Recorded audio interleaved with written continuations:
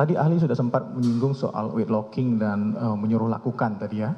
Bisa dijelaskan perbedaan yang signifikan antara kedua ini ahli, antara menyuruh lakukan dan menganjurkan gitu ya dalam bahasa Indonesia kalau weight locking. Baik, sebelum menjelaskan perbedaan yang signifikan antara Dunplechen dengan weight locking, izinkan saya menjelaskan dulu persamaan di antara keduanya. Ya.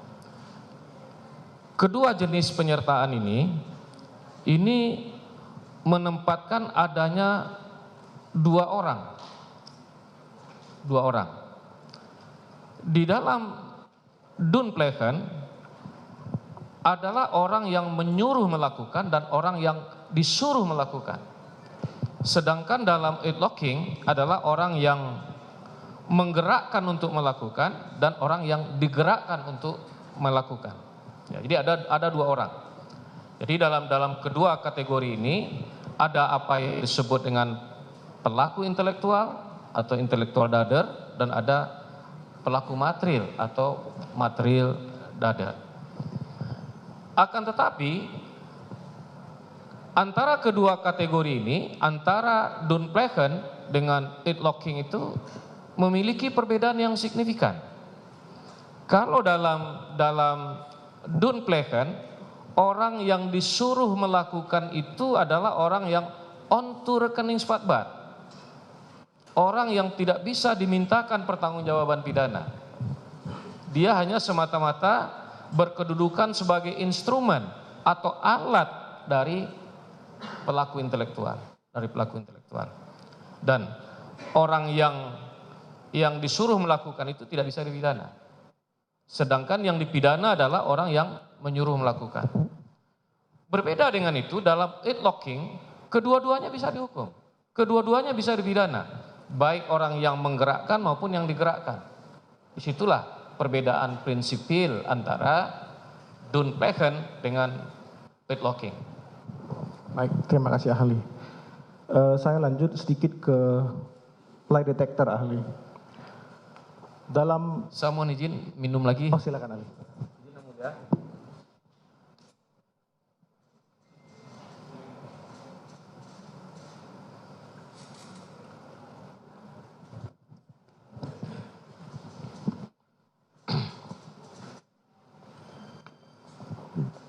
Saya lanjut sedikit ke lie detector ya, ahli ya. Dalam praktik peradilan kita terjadi banyak disparitas penggunaan lie detector. Dalam kasus tertentu, jaksa menggunakan kalau dianggap lie detector ini menguntungkan. Dalam banyak kasus juga, lie detector hasilnya sering tidak dipakai, bahkan mungkin disembunyikan. Izin Bapak Ketua Majelis, terkait dengan pertanyaan penasihat hukum ini, sudah menjudge terkait dengan yang diperdebatkan selama ini. Kalau mau menanyakan masalah soal lie detector, tentu harusnya penasihat hukum jangan masuk kepada persoalan seolah-olah jaksa memanfaatkan itu. Karena itu memang kita hadirkan untuk sebagai bahan pembuktian kami.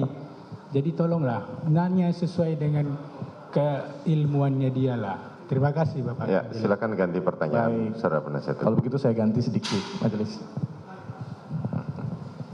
Santai Pak Jaksa. Baik, atau gini, saya ganti biar Pak Jaksa tenang. Bagaimana sebenarnya posisi lie detector ini dalam sistem peradilan pidana kita? Baik di KUHP yang sekarang, atau nanti di KUHP yang lagi digarap oleh pemerintah ini. Di mana akan diletakkan posisi lie detector ini dalam SPP kita, sistem peradilan pidana kita, ahli? Tadi sudah saya singgung sedikit bahwa ada perbedaan pemahaman tentang di mana posisi lie detector itu dalam konteks pembuktian. Ada yang menyebut lie detector itu adalah alat bukti, ada yang menyebut dia adalah barang bukti.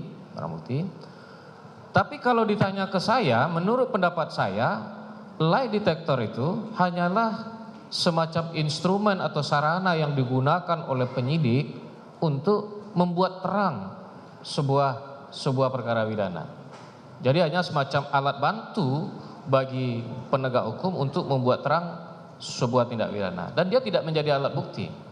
Akan tetapi pada ketika hasil dari proses lie detector itu disampaikan dalam forum persidangan oleh ahlinya, maka dia akan menjadi alat bukti dalam bentuk keterangan orang ahli.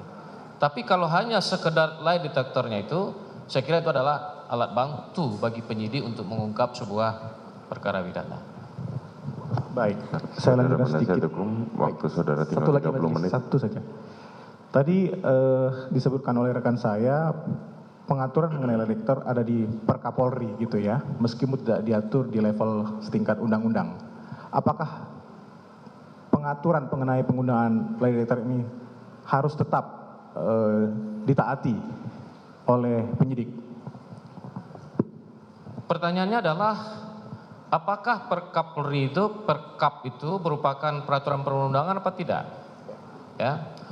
Kalau dilihat dari posisinya, Perkap itu kan dimuat di Berita Negara Republik Indonesia, di Berita Negara. Oleh karena itu dia punya kekuatan mengikat. Berbeda dengan surat edaran itu hanya berlaku internal. Sementara peraturan itu berlaku secara internal dan secara eksternal. Jadi oleh karena itu Perkapolri itu adalah ketentuan yang mengikat. Baik, berarti harus ditaati gitu ya, ahli ya.